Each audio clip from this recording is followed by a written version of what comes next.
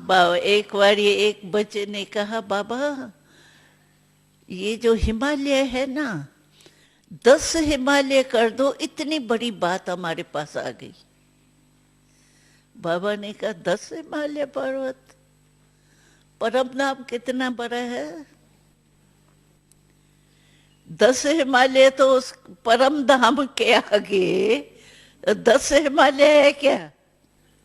तुम वहां बैठ जाओ ना, नीचे नीचे से कोई भी चीज देखो तो बड़ी लगेंगी, और ऊपर से देखो तो वही चीज कितनी छोटी लगती। प्लेन में देखो, सभी को अनुभव है। कुछ भी होता है, बच्चा डरता है, ये करता है, माँ उसको क्या कहती है, तुम मेरे गोदी में आके घर में बैठ जाओ बस आराम से। तो बाबा ने भी उसको कहा तुम परम धाम में आके बैठ जाओ, फिर देखो हिमालय 10 क्या 100 हो, तो भी वो तो कुछ भी नहीं है ना। पाइंस हमारे बुद्धि में सब है, लेकिन उस टाइम मेरे को टच हो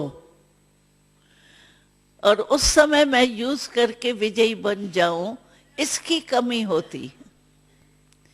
क्यों कमी होती है? उस समय क्यों नहीं याद आता है?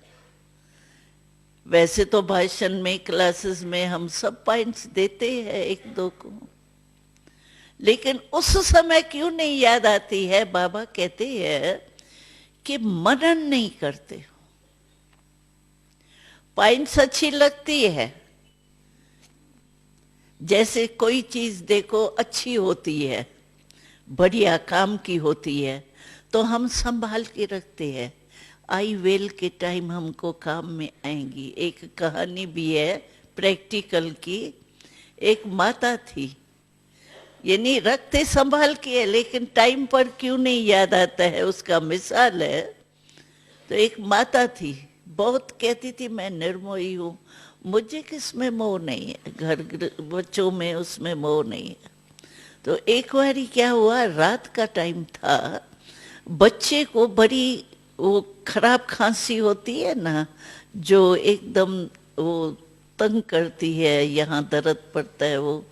तो बच्चे को अचानक आके वो बड़ी खांसी हुई, खराब खांसी।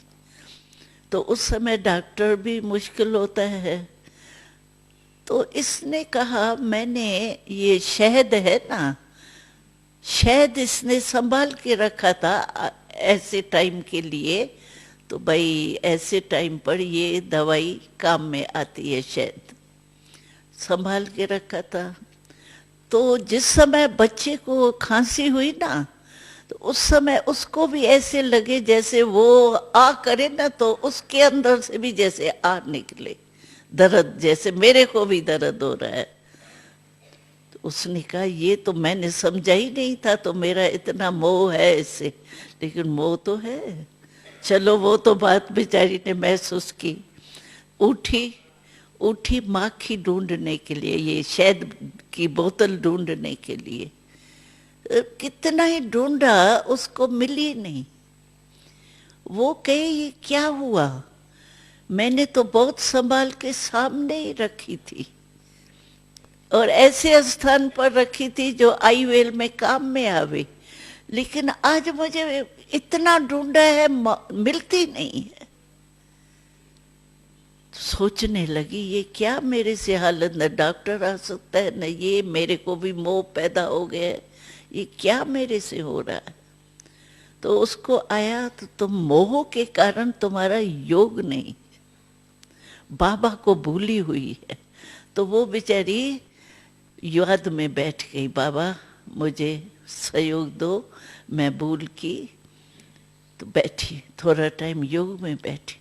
योग में बैठने के बाद अलमारी खोली तो सामने सामने शहद की बोतल पड़ी है, लेकिन उसको दिखाई नहीं दी।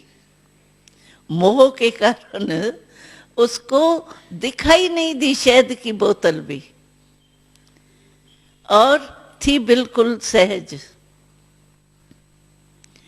तो बाबा भी कहते कोई ना कोई दिमाग में, क्योंकि निर्णय होगा दिमाग से,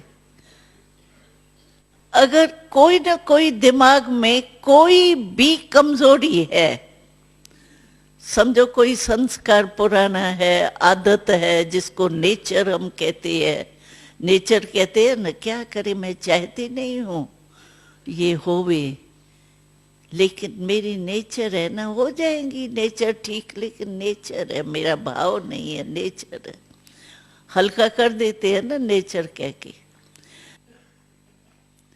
आपका टेलीफोन जरूरी आना है, लेकिन आपका एंगेज है, तो वो कितना भी करेगा आपके पास तो पहुंचेगा ही नहीं ना, क्लियर नहीं है ना लाइन।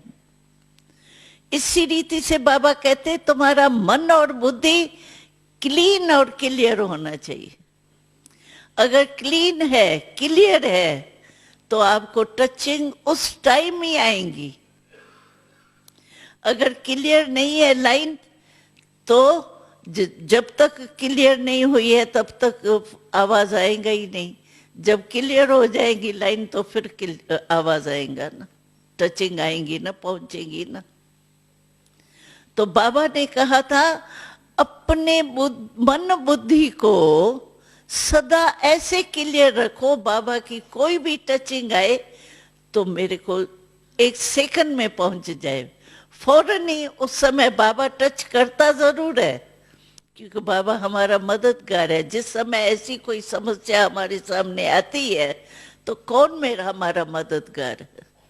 ऐसे टाइम के लिए तो बाबा के सिवाय और कोई भी नहीं है। चाहे कितनी भी कोई प्यार से हमको शुभ भावना देता है, लेकिन फिर भी ऐसी समस्या के समय तो बाबा की टचिंग चाहिए, हिम्मत चाहिए, मदद चाहिए।